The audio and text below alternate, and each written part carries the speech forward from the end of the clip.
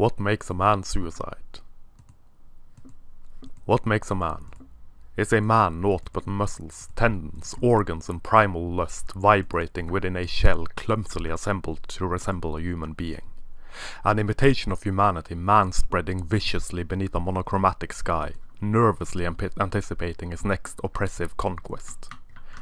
Is a man naught but an unfeeling automaton, completely and utterly devoid of basic human emotion, empathy and intimacy, a mass-manufactured cybernetic organism slowly gaining sentience and self-awareness and, in so doing, coming to realize his might, strength and ability to subjugate others to fulfill his own selfish needs?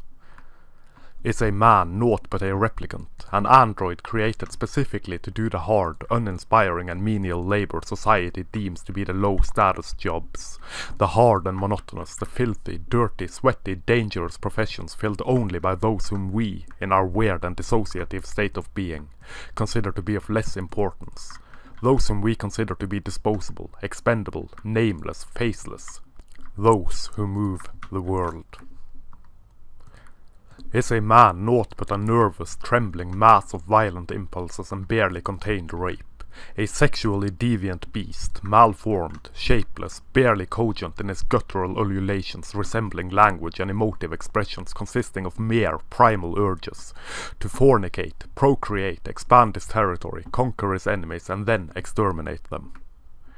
Is a man naught but a perpetual workhorse, the doer for others, a vibrant shade of history, of his story, to do for others, to sacrifice and to do for others, existing within the frame of mind of those for whom he is expected to sacrifice as nothing but a protector, provider? To be is to do is to be, toodle-doo. Does he then disregard his own state of being in order to be locked down in a state of doing, so he is not disregarded by others as a being of less value from his lack of doing? Is this state of being really and truly the state of privilege? Is the bogged down, simplified, dehumanizing view of a man as a human doing, not a human being, an example of gender privilege? To put it in other terms, if a man is killed in war, does anyone hear him scream? Even more bluntly, when a man is killed in this nonsensical gender war, why won't anyone hear him scream? Why do we refuse to see the suffering of men and of boys in this shivering mass of tentacles and cosmic horrors we have allowed our societies to devolve into? There is something to be said for traditionalism, apparently, as traditional values is still the expected state of being for a man. To sacrifice himself for the benefit of those around him, disregarding his own well-being, be that well-being psychological or physiological. In a very strict sense, I am not a traditionalist. The simple reason for this is that it chains both man and woman to predetermined destinies, removing a degree of individual freedom which I would rather not see be removed. In a biological sense, however, it seems the traditional path is the path upon which we all tread, subconsciously, led by the hands of our very nature, our state of being such that women and children must be protected to ensure the continuation of our species. And if that means the self-sacrifice of men, so be it. Or so the story goes.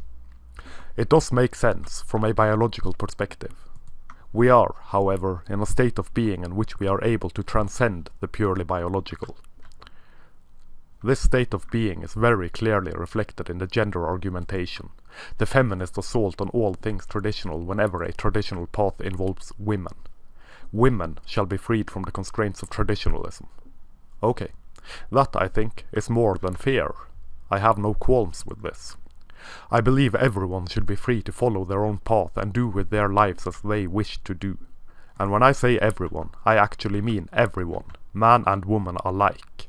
And when I say do with their lives as they wish, I mean exactly that, as they wish. As long as no one does anything against anyone against their wishes, I don't care what people do with their lives. Tread whichever path you wish. Just remember that your rights end where the rights of someone else begins. In simple terms. This, of course, does not mean that I will not judge people on their actions. Nor does it mean that I will not comment on these actions. It means, quite simply, that I see absolutely no reason why I should force someone to live a certain way, whether I agree with a certain way of life or not. When the feminist hive mind of ravenous virtue and vulturous morality raise their screeching voices in opposition to traditionalism, and howl dementedly at the moon goddess Luna about freedom from gender roles, they speak only in regards to women. This would all have been fine and dandy, were it not for the fact that they propose to speak on behalf of both man and woman. That the groin-grabbing metal claw that is their hands have firmly clasped the scrotum of our distorted discord in regards to gender. When the clearly female-centric ideology of feminism, whose legacy has granted us such vitriolic hatred and contempt for all things masculine as to be completely dismissed when speaking on behalf of men and boys, proposes to speak on behalf of men and boys, we ought to be worried and we ought to protest this. This is one of those things that are truly worrisome and frightening, and one of the main reasons I have launched my own war against feminism. An ideology orbiting one gender is the only voice heard or allowed to speak on behalf of both genders. And this is absolutely nonsensical. However, it ties firmly and neatly into all things traditional. Women must be protected and must be granted any and all if we are to carry this human DNA into the future of mutual delusion that seems to be the path we have chosen. And men and boys must be sacrificed, or be called to, forced to, made to sacrifice themselves on behalf of women and children.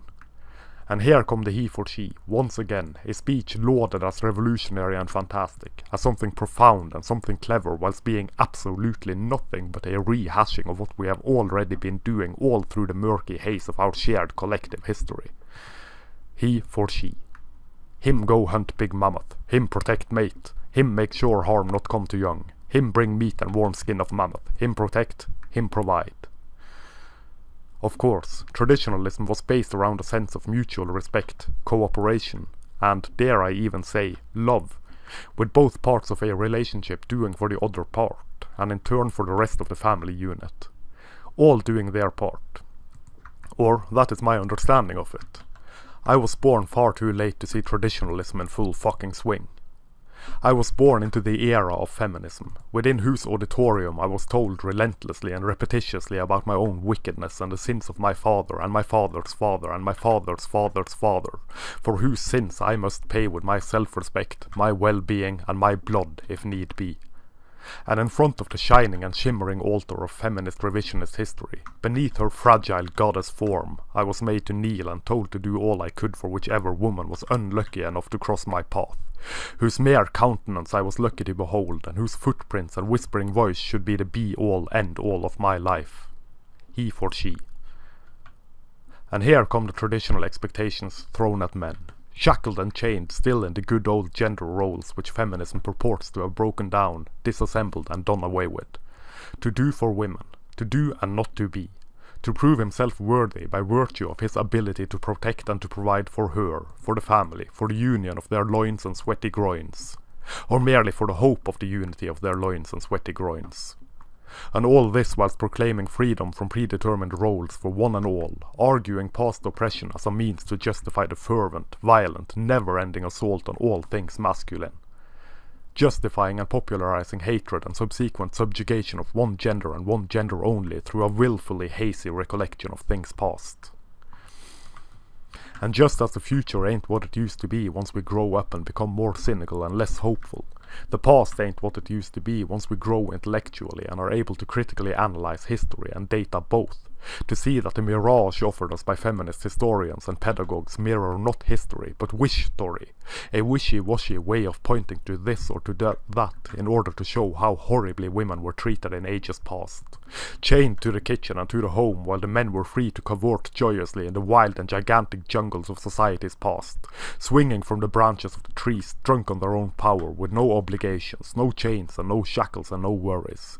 Free as free could be in the horrid morning of our modern civilization, prior to the feminist utopia we now see spread-eagled before us on the dusty ground. If by free you mean 14 plus hours a day in the coal mines for incredibly little pay. If by free you mean obligated to provide and to protect for someone who was of far more social worth. Of so much worth, in fact, that they could not possibly be expected to sacrifice those hours, days, weeks, months, years of their life and of their safety in dank and horrid caverns, gaining nothing but a barely livable wage and black lungs from inhaling coal all day, all week, every week. Strange that the past is viewed as though it mirrors the present, even when not the case. Childbirth was far more dangerous in those horrible days of yore, for both mother and child. Survival was not guaranteed. Medicine was not what it is today. Our modern miracles of medicine have not always been there, you know.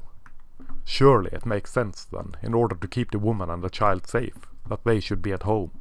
That the man should take care of the risky business of making a living. Making a living for all, I would add. Life was harder. Things were tougher. One cannot look at the past with the lenses of today, claiming that it is like this now, so it was like that then. Things change, times change, progress is made, and things do not stay the same, and things have not stayed the same. Sacrifices had to be made, by one and by all. Note, please, that I do not in any way intend to downplay the role of the mother, the wife, the woman in this scenario. Things were surely tough and hard for all. I am simply trying to offer perspective. The past was not hard for women. It was hard for everyone, except the few who wielded power. Yes, most of those with power were male. This does not mean that men had power, nor does it mean that now. It does not mean that men in power would benefit men and men only, nor does it mean that now. That would be the apex fallacy, gracious sister, wondrous sir. The 1% at the top being this or that does not reflect the 99% not at the top, who happen to be this or that. Which brings me to the beginning. What makes a man? Or to the strangely convoluted point of this ramble. What makes a man suicide? As we can see from the statistics, men are far more at risk of suicide than women. This goes for the entirety of the world, with very few exceptions. Please see a link below. This is very clearly a subject with no easy answer, and it is a subject I am somewhat reluctant to tackle. There are many factors and variables at play, and for personal reasons it is a subject which is very near and dear to my heart and gut and balls. It is difficult to write about because it is a difficult subject. Speaking from my own personal experience as a 30-something male, I cannot remember one single instance from any school I attended where I heard anything positive and uplifting said in regards to boys and men. Quite the contrary. The focus was always and ever on lifting girls and women up and above, often at the detriment of boys and men. I mention this frequently in my writings, as I consider it to be very important. I don't think there is anything wrong with lifting girls and women up. Of course there isn't. There is something wrong with lifting girls and women, and only girls and women, up. Giving positive messages to one gender and one gender only for perceived equality is quite obviously contrary to equality. It is treating one better than the other. And this is happening at schools all the time, across the entire fucking Western world. Not one instance of boys being lifted up and told that they could do whatever they wanted to, be whatever they aspired to be. It was always, from teachers as well as pupils, girls rule, boys rule. Overt or covert, it did not matter. Our teachers, infused with feminism and the high and mighty flapjackery of moral virtue, dignity and compassion granted them by the feminine divine, saw no qualms in telling boys that they were the root cause of the evils of the world, as well as telling them, driving the point home with pinpoint accuracy as often as possible, that their emotional maturation was far slower than the girls, and as such that the girls were far more mature than the boys. Our very nature was, through this, made out to be wrong, to be of lesser worth and of lesser maturity than the nature of girls. At the same time, we were told that gender was a social construct. Odd, then, that emotional maturation in itself was something to be trusted, given the social constructionist bullshittery of the thing. This, of course, translated into a covertly or overtly hostile environment for the boys. No mind, never matter, this ain't no thing, as armies of indoctrinated feminists spouted feminist dogma in their early teens, completely incapable of understanding it or viewing it with any form of critical eye but the severe moral grandstanding of we, the girls, are oppressed by you, the boys, you owe us. And there come the entitlement from noxious drones fighting the good cause. A cause into which they had been brainwashed from early days at school, indoctrinated into severe entitlement, translating into a distrust and putting down of boys, whose lives and value to themselves through the very same indoctrination mattered less and became less than that of the girls, whose aspirations in life mattered little and whose ability to reach, as it were, for the stars had to be put aside and trodden into the ground so that the girls should be lifted up, at the expense of the boys. Boys whom, it must also be mentioned, were diagnosed with ADD or ADHD and put on brain-altering and highly addictive chemicals for the crime of being a boisterous boy trapped in an environment not tailored nor suited to him. Is there any wonder, then, that suicide is such a big killer of young men? There has never been, in my lifetime, any focus on lifting up boys, on making boys feel good about themselves. Quite the contrary. Boys have been told to make amends for years of so-called oppression carried out by their forefathers. Boys have been told that they are rapists in waiting, that any sexual desire they may feel should be a source of shame, that their sexuality is simplistic and primitive.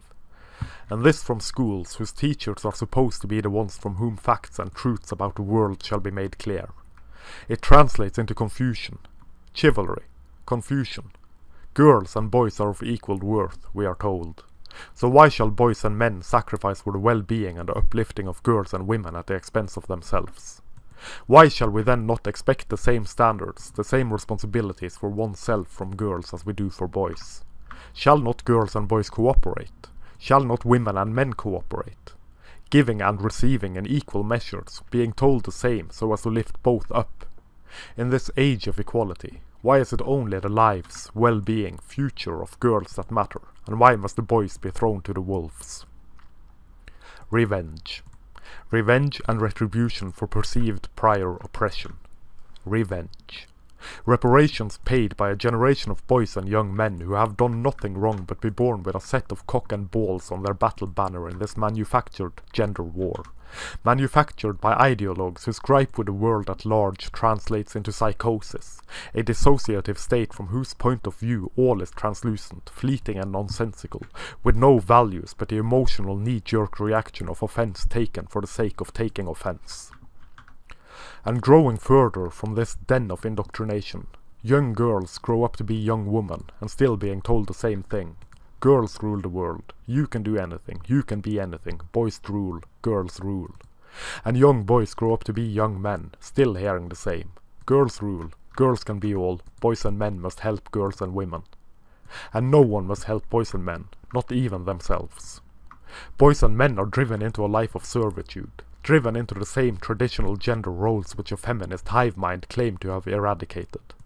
Now, they may claim that they have eradicated it for men as well, but this is simply not true, and this is made evident in the words and actions of feminists themselves, who still demand men do for them, sacrifice for them, giving them their all whilst having no right to demand anything in return. In our secular societies, for lack of God, we have given the position of deity to the exalted state of womanhood, to give to her, to do for her, to make for her, to pray to her so that she may absolve us of our sins and so that we may become, to her eyes and mind and ears and claws, redeemed, cleansed and worthy of the heavenly bliss that is her companionship. Through this lens of equality, boys and men are told that their path towards healing is wrong, that we need to open up and talk about our feelings instead of repressing them. As if the feminine path to healing wherein emotions are discussed is the one and only path towards healing. Men, in general terms, are drawn towards action as a means of healing, or failing that, solitude, to mull things over on their own, whereas women are drawn to social circles, seeking comfort in friends and in family. There is nothing wrong with this. The issue comes when boys and men are told to heal in a manner contrary to their nature, as if their very nature and their natural path towards healing is wrong, as if we only act a certain way, not that we are a certain way. The mere notion that men only act manly is insulting in and of itself. Try telling a woman to stop acting like a woman all the time, and see what results you get. It wouldn't be accepted. But boys and men are supposed to accept it, the narrative of toxic masculinity being what kills men. As a boy becomes a man, the first thing he realizes, if he listens to this gobsmacking advice, is that there is no one there willing to listen to his problems. He might open up as much as he may. The best he can get is half-interested nods and blinks. The worst he can get is being told he suffers from fragile masculinity, which is odd considering his apparent toxic masculinity is what causes him to not talk about his issues. Damned if you do, damned if you don't. Laying down as the ground rules for discourse that the very nature of men is faulty does contribute, in my view, to the suicide rates in no small way. Keep in mind that I am writing on feminism, not women. That although feminism wishes it to be so, feminism does not equal women, and women does not equal feminism. Feminism have become, for all intents and purposes, a religion.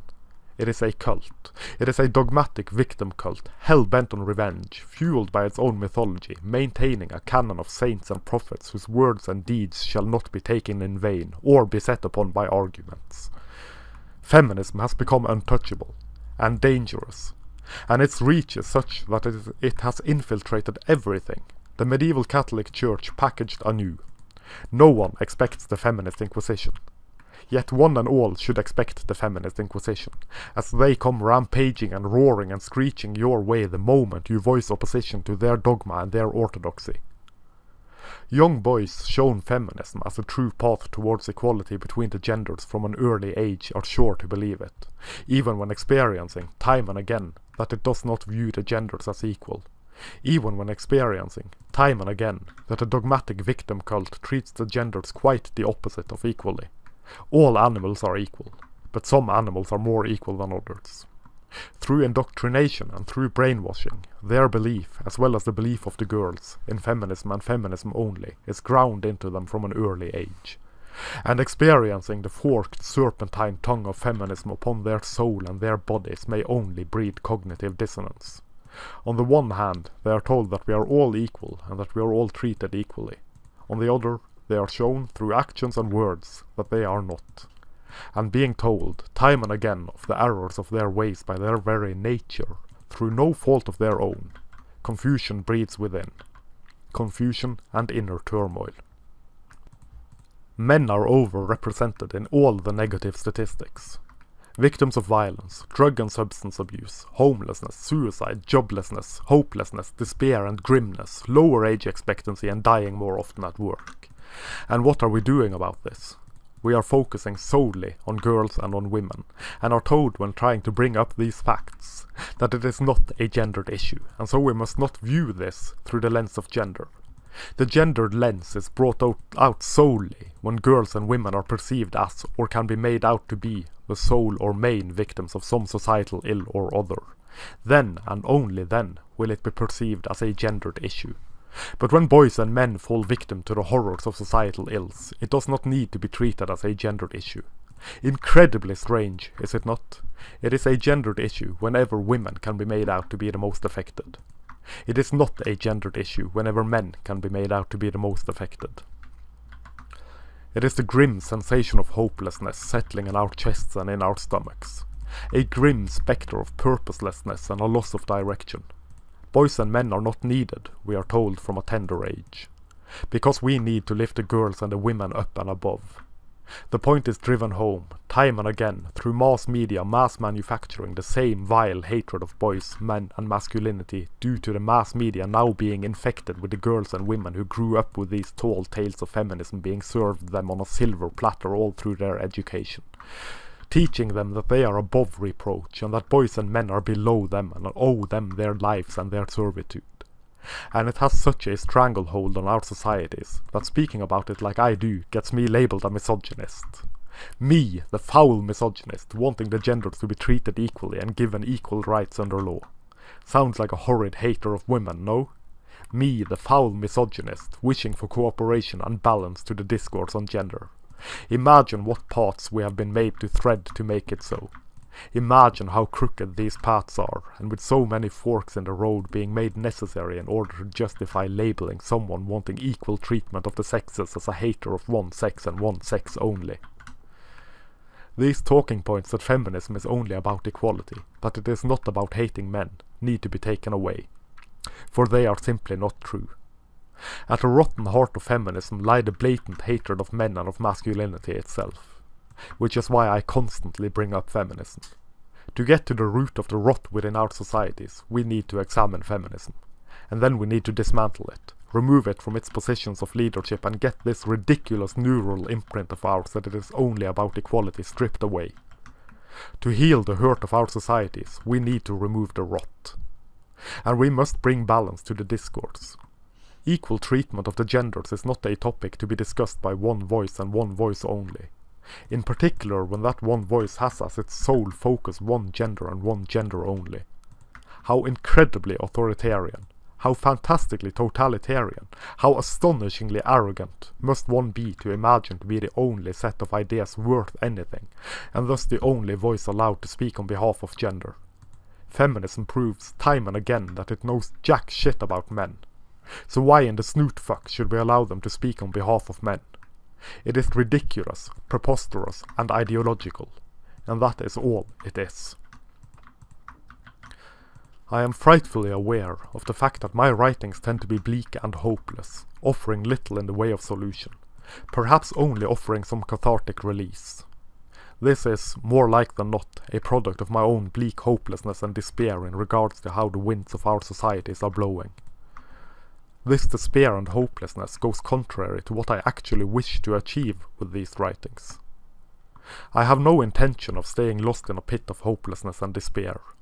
I have no wish to stay trapped within a cage of anger and rage either, and I do not wish this for others. The fact of the matter, though, and a pure realistic view of things, makes it very easy to justify both feelings of hopelessness and of anger, and detaching from justified anger is as difficult as detaching from hopelessness when once it has settled within oneself. This hopelessness leads to bleak outlooks, leads to checking out and not returning.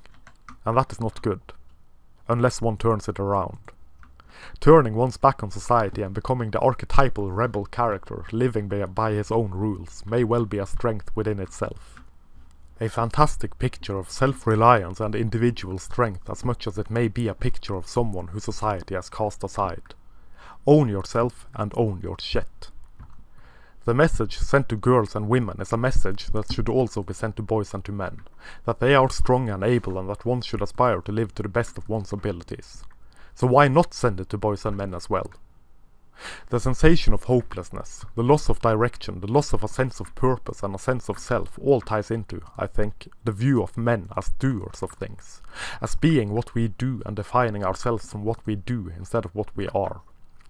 Men as utilities, as disposable servants for the greater good of society.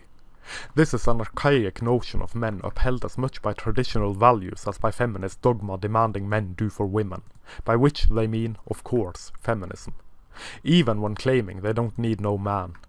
Again, I am reminded of he for she, which I think is one of the most insulting speeches I have ever heard.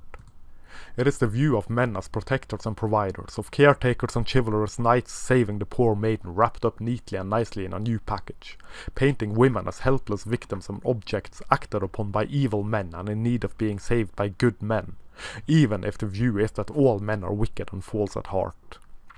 Men are being told that we are not needed, by and large, while still being expected to rush to the aid of damsels in distress.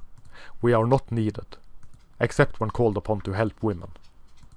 What we need to do is to consider ourselves as human beings first and foremost, to get to know ourselves, to define ourselves from what and who we are, not from what we do, to consider ourselves as ourselves first and what we do second, so that our humanity comes before our utility.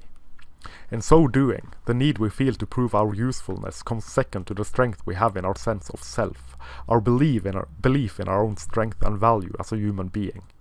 This, I think, will lessen the stranglehold of feminism in no small way, as there will be no men rushing to the forefront of the gender war to prove themselves useful and thereby valuable.